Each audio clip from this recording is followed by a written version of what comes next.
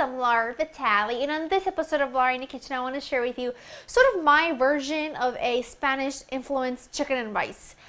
This is one of our favorite meals. It's a one-pot wonder. We absolutely love it for get-togethers because it's just so easy to make and everyone seems to love it. You'll need some just very basic ingredients, starting off with some boneless, skinless chicken thighs that I have chopped into about bite-sized pieces, and I'll talk about this in a minute.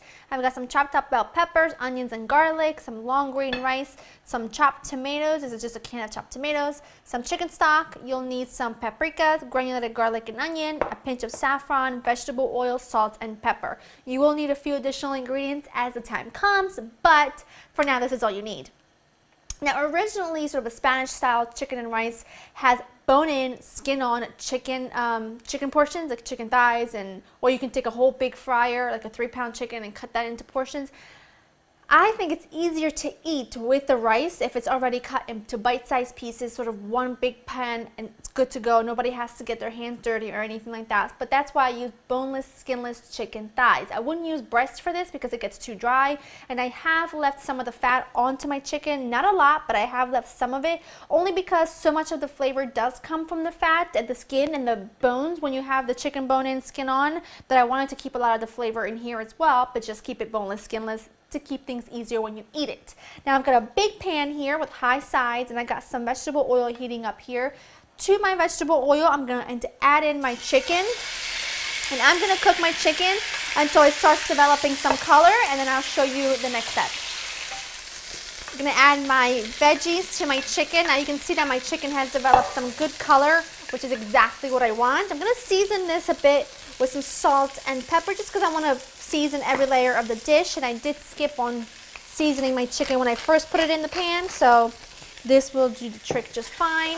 And I'm going to cook this until the veggies begin to cook down a little bit and develop some color as well, which will take a few minutes, and then we'll move on to the next step. These look good. If you could just smell this, by the way, you would want to like take a bath in it once it cools because it smells incredible. I'm going to add in my rice.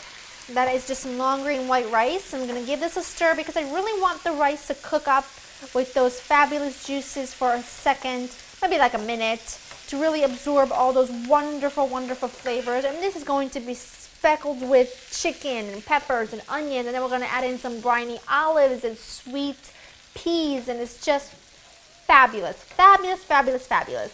So I hope that you give this recipe a try, and if you have sort of your way of making chicken and rice, then by all means please share it with us down in the comment section below, because I'd love to hear how you all make it from different parts of the world or different households, because that's always fun. Now that's good enough. It's been cooking up for about a minute. I'm going to add my paprika, granulated garlic and onion. I'm going to add them right in there and just really stir them in.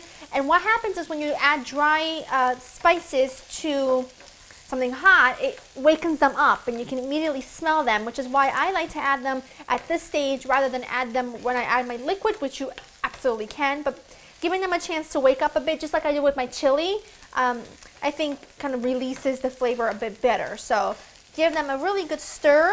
That is looking so yummy. I'm going to add in the tomatoes, our chicken stock, which is water and chicken concentrate for me, just to make things easier. And then I'm going to add just a very small pinch of saffron. Get that all stirred in. Put this over about medium-low heat. Let it come to a full rolling boil. When it gets there, turn the heat down to about low. Cover it and let it cook for about 25 minutes or until the rice is fully cooked. And I will show you what it looks like when it's there.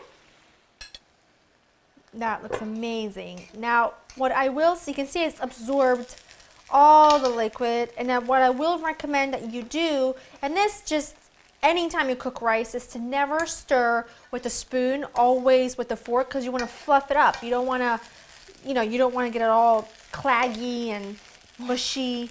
Look at that. It is so gorgeous. I am going to add in some baby green olives that have been stuffed with pimentos. I've got some frozen peas here that are slightly defrosted, but they will continue to defrost as I stir this all in. And then I'm going to add in some, my mouth is salivating. I'm gonna add in some fresh chopped parsley. And by the way, look at how much this makes. This feeds an army. And then look how beautiful it is. The grain is separated, the bottom gets all crispy. It's just fabulous. It's a really easy, wonderful dish that, again, feeds so many people. Perfect for a crowd. Do a little tapas, you know, maybe some grilled chorizo, things like that, and people will be very, very happy campers, I promise. I'm gonna let this cook for about a minute, and then it'll be time to serve and eat. Just gonna serve up myself a little bit. Now, you also wanna make sure that you taste this for seasoning. I've already tasted it, and for me, it tastes perfect. Also because you wanna make sure, I didn't season the broth, because the chicken stock is a little salty, and I don't want everything to be too salted. So the chicken stock being salty enough to infuse everything else. Plus, we did season the vegetable and the chicken, so it kind of gets a really well-balanced seasoning that way, in my opinion. I'm going to give this a try because I really love the rice. I'm going to go back in for the chicken in just a minute, but get an olive in there. And you can, of course, chop the olives, but they're itty-bitty olives, and I didn't feel like the need to chop them, so I'm not going to. Part lazy, part they're cute. It is what it is.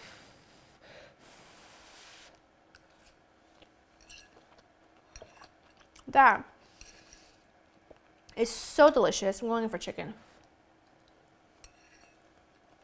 The chicken is so tender. It totally melts in your mouth. The rice is perfectly cooked, stays separate beautifully, so it's not all sort of sticky and claggy, which is totally good if it gets nice and sticky, but it doesn't really matter. By the way, that's a word I made up. It is what it is.